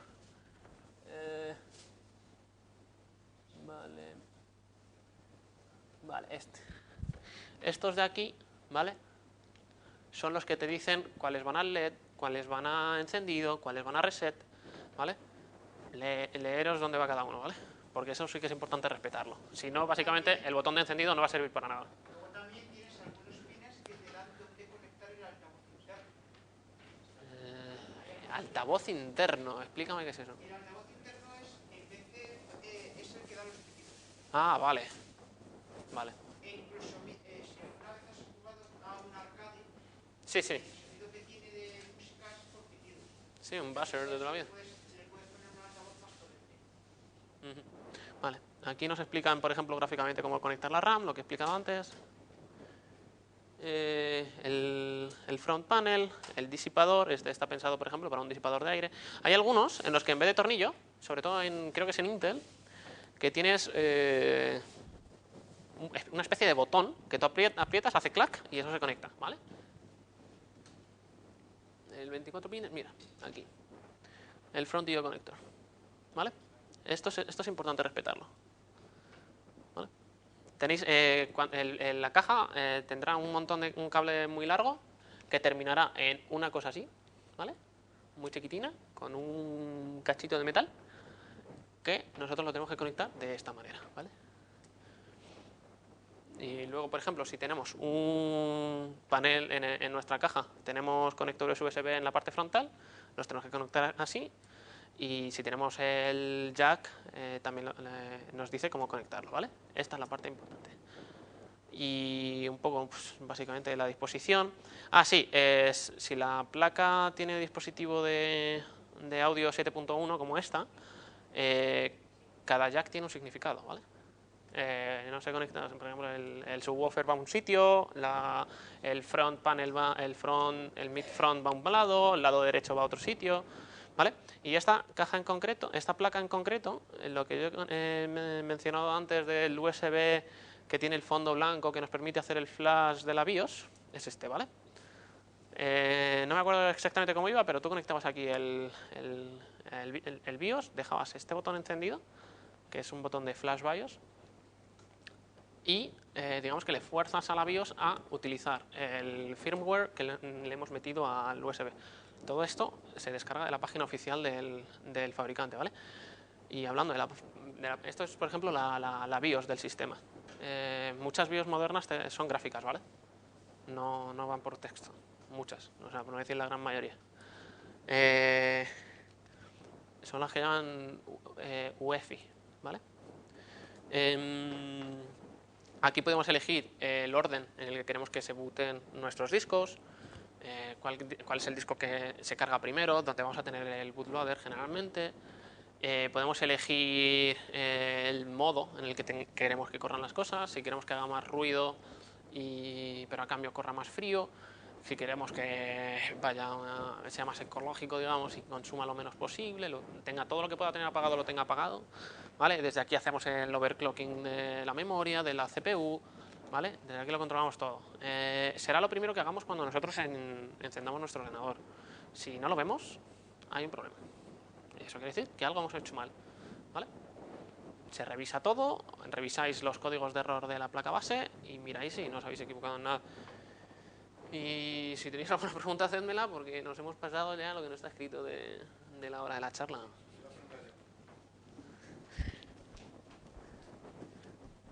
Que las pulgadas del disco duro no influyen, ¿no?, en el cajetín donde van. Generalmente los cajetines te vienen el mismo cajetín tiene 4 tornillos más junticos, bueno, 4 agujeros para tornillo más juntos, preparado para un disco de 2,5, y 4 agujeros para tornillo un poquito más separados si está preparado para 3,5. Suele valerte para las dos cosas. Algunas placas en la parte de atrás, pues en la que está pensada para el cable, vienen preparadas para SSD, porque es un espacio muy pequeñito en el que no cabe nada, pero un SSD, como es súper finito, sí que cabe. Entonces, si quieres montar o desmontar un SSD, lo puedes hacer sin problema desde ahí. Gracias. Nada.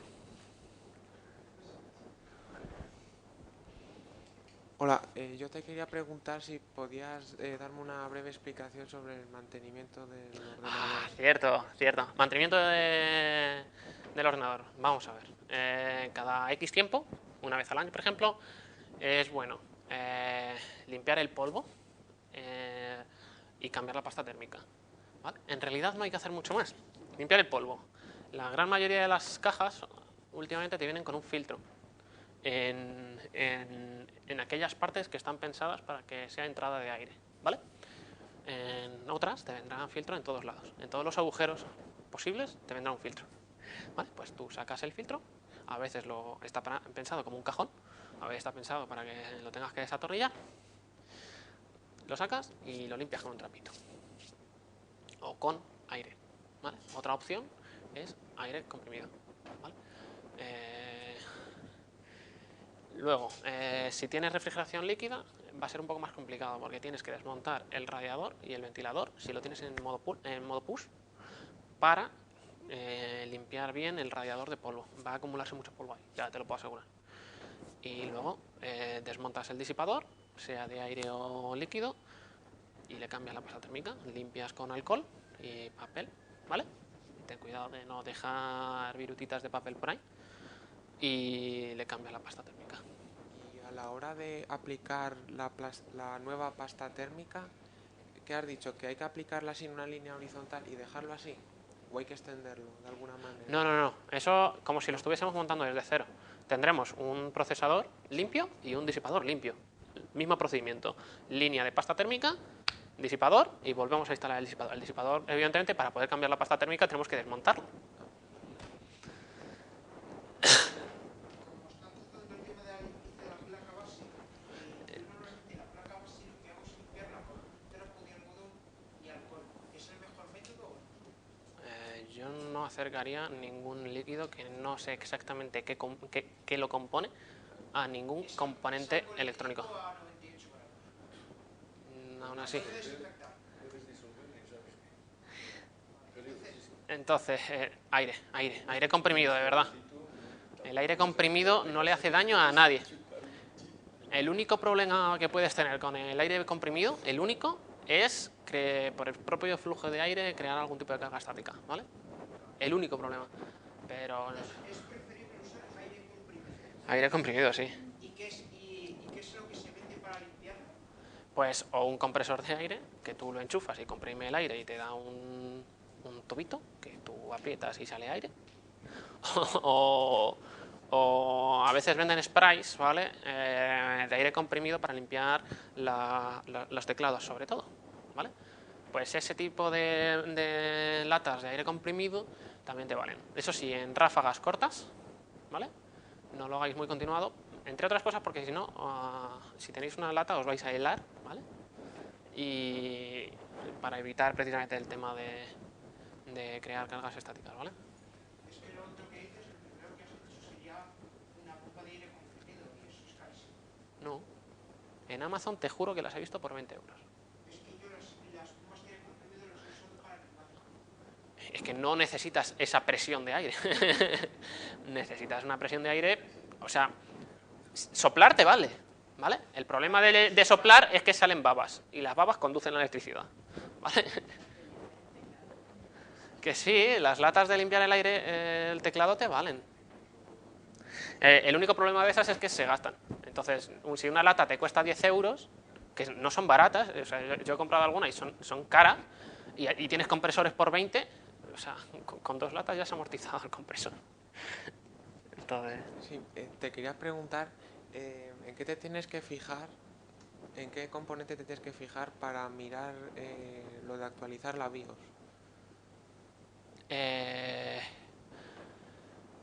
no termino de entender la pregunta. ¿Cómo que en qué componente? Eh, Bueno, la BIOS forma parte de la placa base. De la placa, te sí. tienes que Es fijar. un... sí.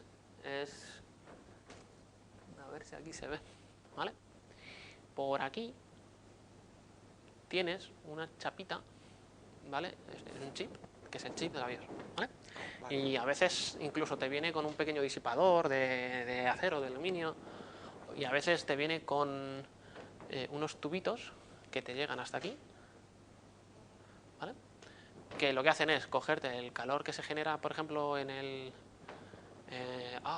es el puerto sur, creo, el puerto de entrada-salida, el chip de entrada-salida de la placa, que es el que se encarga de coordinar todas las operaciones de entrada y salida con los dispositivos externos, teclado, PCI Express, ¿vale?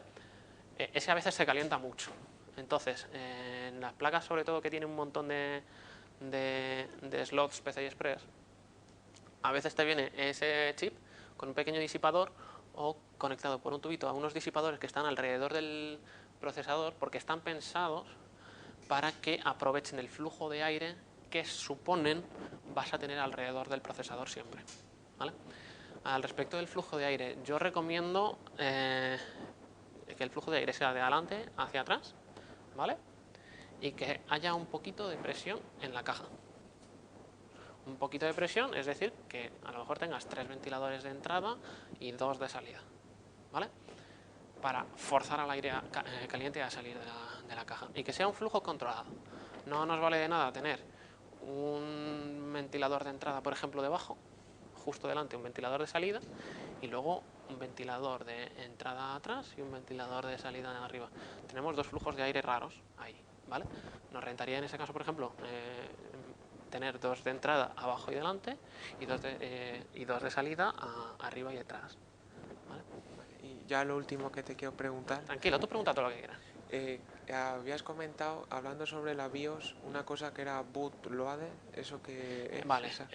nosotros cuando tenemos un PC por piezas, generalmente si no hemos comprado un sistema operativo o si no hemos pedido que nos instalen el sistema operativo, lo único que vamos a tener son varios bonitos discos en blanco, sin formato, y un disco o un USB con un sistema operativo.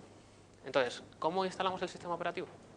Nosotros encendemos el ordenador, nos saltará la BIOS.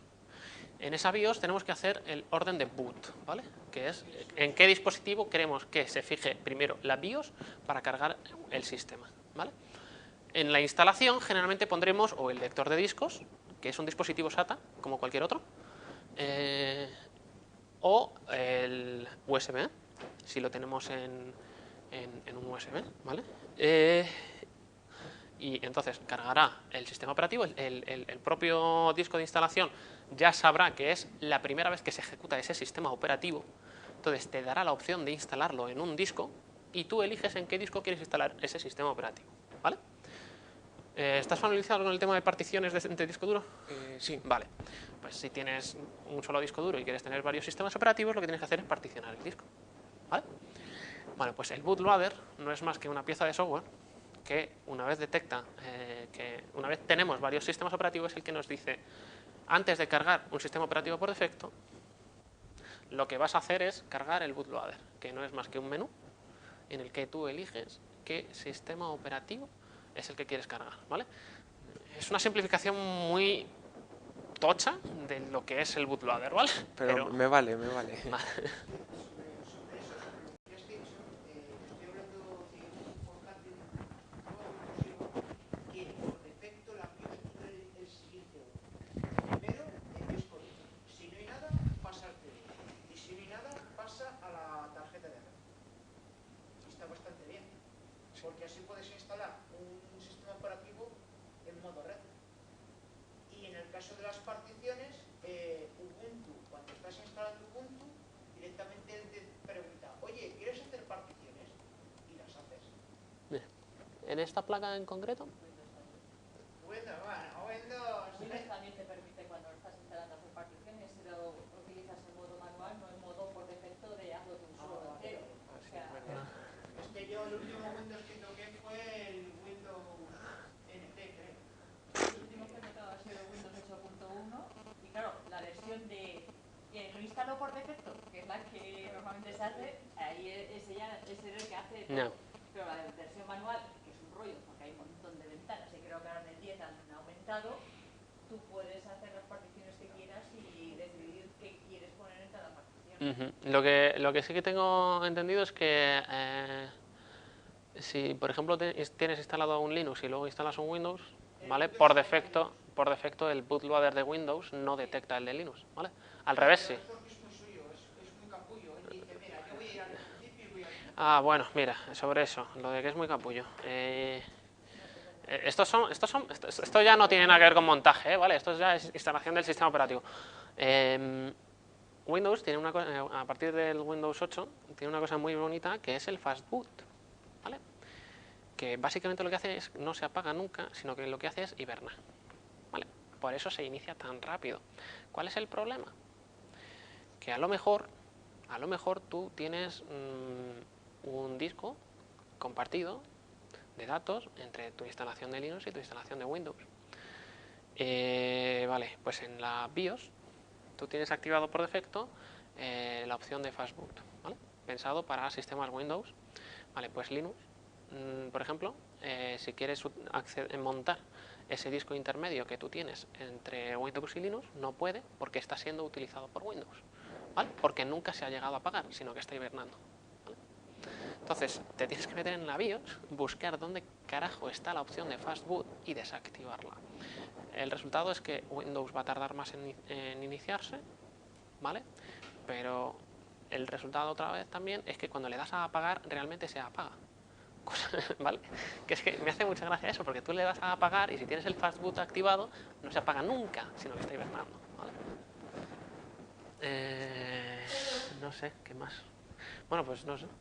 Yo creo que si no hay más dudas... Yo tengo una duda respecto de eso, Vale. Oscar.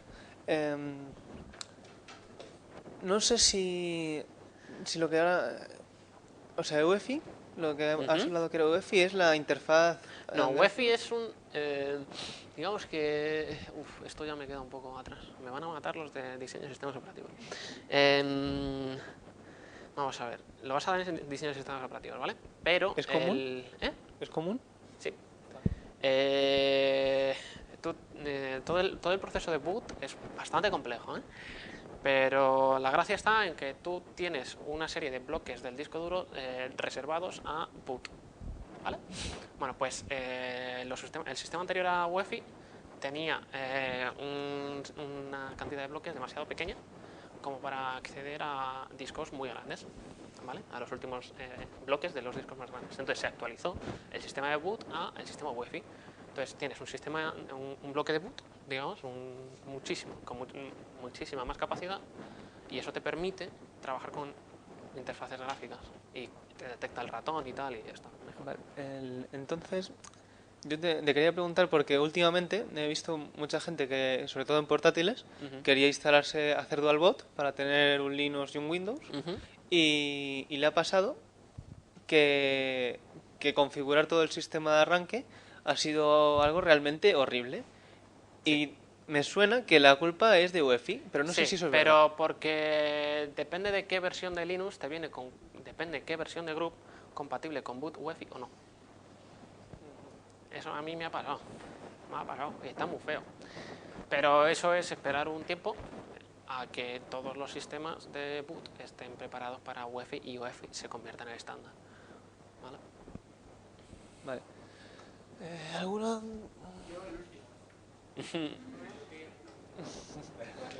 Yo estoy aquí para vosotros. Sí, entonces yo quiero instalar en mi portátil Linux el Ubuntu con Windows, con el 7. ¿Tienes Windows ya puesto? Sí, pero me da igual borrarlo todo. O sea, Déjale terminar al pobre hombre. pero a ver, o sea, quiero decir, ¿qué me recomiendas tú que haga para poder hacer el dual boot? Vale, pues tú tienes o sea, todos los instaladores ahora de Linux están bastante pensados para el usuario medio, ¿vale? Perdón. Están bastante pensados para el usuario medio, un usuario normal, estándar, que no tiene por qué tener ni idea de desarrollo o de cómo funciona el sistema operativo, ¿vale? Entonces, tienen lo que se llaman el instalador o el Live CD, ¿vale? Que tú o lo pones en un disco, un CD-ROM, o en una memoria flash, ¿vale? Entonces, tú lo metes al ordenador, le dices a la BIOS que el primer sistema de arranque tiene que ser el lector de discos o el USB, porque por defecto es el disco. Entonces te cargará Windows si ya lo tienes instalado, y tú ahí ya es empezar a darle a siguiente leyendo lo que estás haciendo. Si quieres tener un dual boot, lo que vas a tener que hacer probablemente es modificar el tamaño de las particiones, ¿vale? Entonces, generalmente si tú tienes solamente un Windows instalado, Windows por defecto te coge todo el disco. Entonces, a lo mejor, y si tienes versiones anteriores a Windows, no. Si tienes un HDD y no un SSD, vas a tener incluso que hacer desfragmentación si tienes el disco muy ocupado, ¿vale? Entonces, te coges la partición de Windows, la reduces en tamaño, ¿vale? Windows creo que para funcionar bien necesitaba como unos 50 gigas, ¿vale? Ubuntu creo que unos 30. Y me estoy pasando mucho,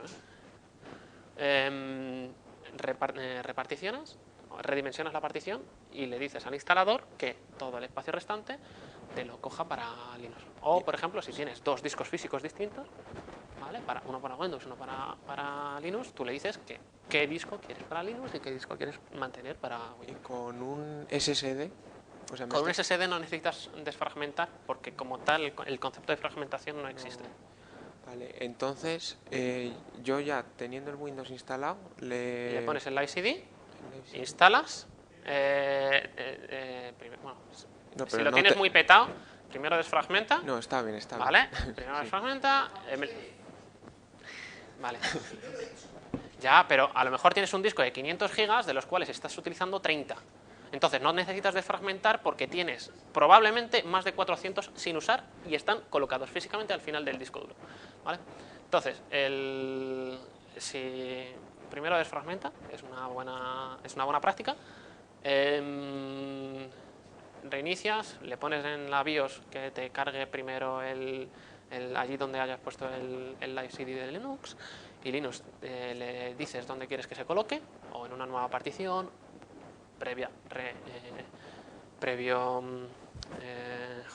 redimensionado de la partición en la que está Windows, y le dices también en qué disco quieres que te ponga el bootloader, ¿vale? Que en Linux es GRUB por defecto, Grand Unified Bootloader, ¿vale? Y ese GRUB es el que se encarga de saber dónde está qué sistema operativo, ¿vale? Muchas gracias. Nada, hombre. A ver, Venga, Javi, vamos a ir terminando ya, que nos tenemos que ir. Son solo 3:30. 3:30. Solo. Lo primero, en el caso de la BIOS, me ha sorprendido que has dicho que puedes actualizarla. Cuando dices puedes actualizarla, te refieres a flashearla. Sí. Entonces, A ver, flashearla con una versión más actual del firmware. ¿Vale? entonces puedes flashearla ¿con qué? Con un programa especial, ¿no? En el manual te viene, generalmente, cómo flash... mira, aquí la tienes. Vayas, ¿vale? Aquí tienes cuáles son los distintos procedimientos que puedes tener para actualizar la BIOS, ¿vale? Lo puedes hacer desde la propia BIOS o en las Asus en concreto, en algunas, tienes el tema de flashear desde USB. Ya os he dicho que el manual es vuestro dios a la hora de montar un sistema, a la hora de montar un PC, ¿vale? De hecho, esta charla se puede resumir en 4 letras, que son RTFM, ¿vale? Y los que no conozcáis lo que significa RTFM es Read the Fucking Manual, ¿vale? Pero ¿cómo? Read the Fucking Manual. En serio, viene.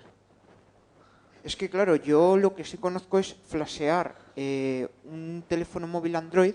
No para- tiene nada que ver No tiene el nada que ver. concepto de flasheo en Android con el concepto de flasheo en iOS.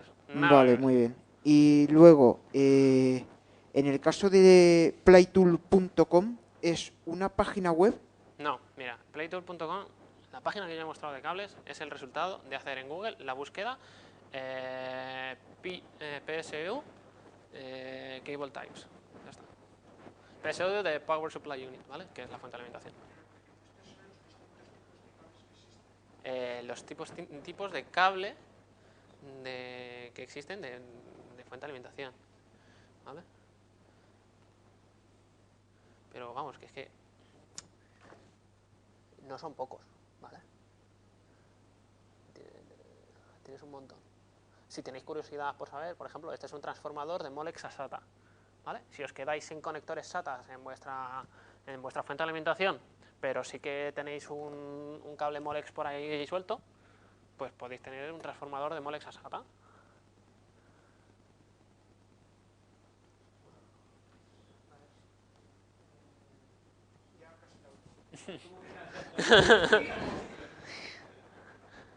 Vamos a ver, hazlas muy rápido, Sí, sí, ¿vale? vale. Si puedo responderlas rápidamente, lo dejo Son- grabado, y si no, te lo respondo luego, ¿vale? Vale, son muy rápidas. Número de cores, ¿es el número de particiones del microprocesador El o procesador los no números? tiene particiones. El número, El número de procesadores físicos dentro del chip, ¿vale?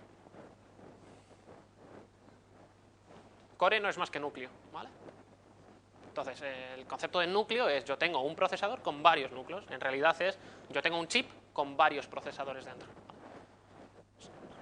Entonces, core es núcleo. Significa núcleo. Sí, core es núcleo en inglés, sí. Vale, vale. Core, si quieres. Entonces, es que claro, como yo conozco placas bases que tienen 2 microprocesadores en vez Sí, de... se utilizan para servidor, ¿vale? No es lo mismo. No he trabajado nunca con una, pero son complejas. Son Normalmente complejas. cuando tú dices número de cores es partición del... No, que el procesador no tiene partición. Es un chip, ¿vale? Tiene varios núcleos dentro, varios procesadores dentro. Hay placas que están preparadas para tener 2 chips físicos distintos. Las he Y visto. están pensadas para servidores, ¿vale?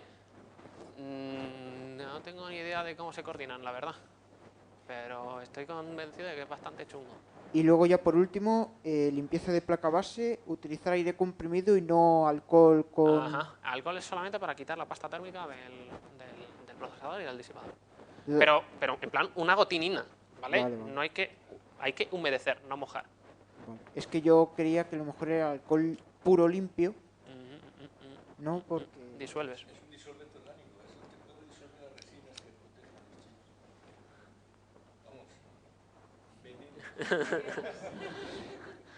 Pues me sigue ¿Sabes cómo se fabrican las PCBs? Vale. Si quieres dejarlo tan limpio que no sepa qué, pero si lo quieres dejar tan limpio, te venden en las tiendas de electrónica para limpiar las tarjetas electrónicas de cualquier electrónico. Te venden unos sprays. Lo echas y chorrea. Y esos son aislantes y no atacan. Sus carros también, pero Vamos a ver, a lo mejor a lo largo de los años, por culpa del polvo, nuestro ordenador, pues a lo mejor se calienta, yo qué sé, pongámosle en un caso muy pesimista 10 grados, ¿vale? No debería pasar, pero si eso pasa, pues oye, lo desmontas, pasas un poquito de aire. Ya está. Sí. O de quitar la placa, o quitar la placa lateral de la caja y empezar a soplar. Yo eso no lo recomiendo porque a lo mejor se te escapa una babilla y la has cagado, ¿vale? Eso sí, por favor, todo el mantenimiento con la corriente quitada, ¿vale? O sea, yo lo he dado por supuesto, pero yo por si acaso que conste. Vale. Y en la calle. Sí, sí. Ay. Bueno, pues muchas gracias.